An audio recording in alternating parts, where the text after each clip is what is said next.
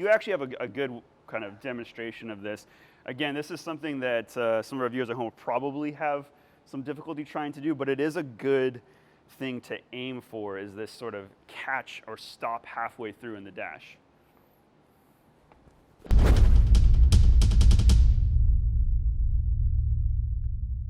Hey everyone, welcome back. Coach Tom with Coach Rene, and we're going to be talking to you about some dash faults and a critical issue people make when they're thinking about a dash fault.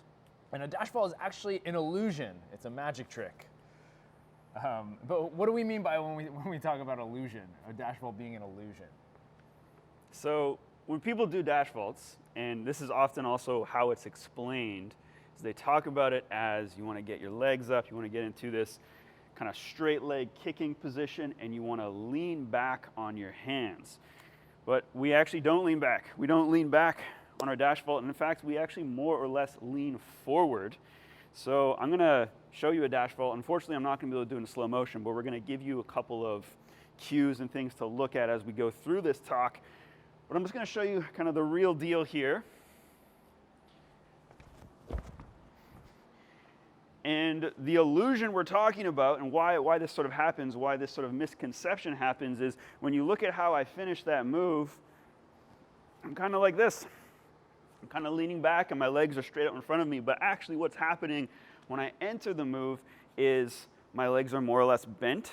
My takeoff leg ends up kind of crossing under my kicking leg, and then when my hands actually plant, they're actually in front of my hips, and I'm actually leaning forward a little bit as I do that. So one of the things we're going to look at is just a kind of demonstration of power. So we're going to look at our sit dash. Coach Tom is going to show us two sort of examples here. So the first one is, let's get into a position where we're thinking, okay, your hips are past the wall, which is the common problem with dash faults. And so now your hands are behind.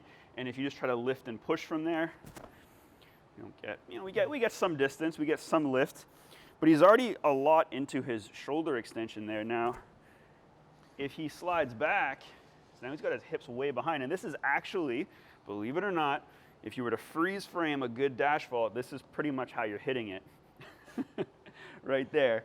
And he's gonna give us a nice push and kick forward there. Okay. So you can try that for yourself, either on the floor, on your couch, you name it, and just kind of feel that difference. And the difference is really in the range of motion. So we also have this sort of swing drill we can look at here, where you can swing back and forth through your arms. Now, some of you might have trouble with this because of strength or mobility constraints, but again, you can play around on a chair, on a wall, on your couch, on the floor, try to make that same sort of thing happen. We get that nice bit of power. And again, the other thing is the illusion of the straight leg sort of position. So when I enter in a dash, I do want to make sure I have clearance here. If you're too close, you can end up catching this foot, rolling over it, kind of sitting on your foot and sandwiching it between the wall and your butt. Not a good time. I've done that a couple times. Have you done that before? I've never done a foot sandwich. I suck, so I've done it before, and it's not a good time. And luckily, I've got out of those situations without injuring myself. But in general, you do want to have a little bit of distance so you have some clearance. But what ends up happening usually is that takeoff leg actually comes through bent. So I'm not kicking up like this.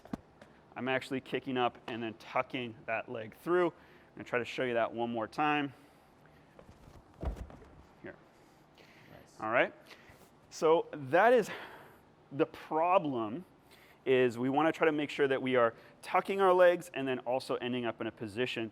Is there anything that we can also give to some of our viewers here to sort of correct that position? Yeah, I want to reiterate here, people misconstrue the dash fault as a jump over with a push off of the hands at the end. But in reality, as you've already mentioned here, it's not about jumping over the box. You're actually trying to jump and almost like in a sitting position on top of the box. And if your hands weren't there, you'd probably land straight on top of it with your butt.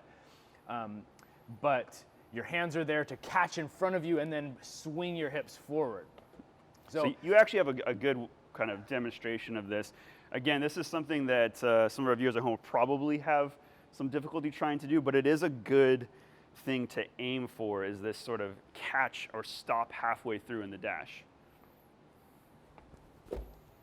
Woo! So yeah, so if you notice there, I actually caught with my hands in front of my hips here, and then I really tried to stop myself. And what's good about this position, even if I can't stop myself and I just keep going forward, I'm stacking my hands and my shoulders here. And that's gonna allow me to catch in a stable point here, and then allow my hips to swing through. And as my hips are swinging through, I'm just throwing the box back, or I'm pushing the box back.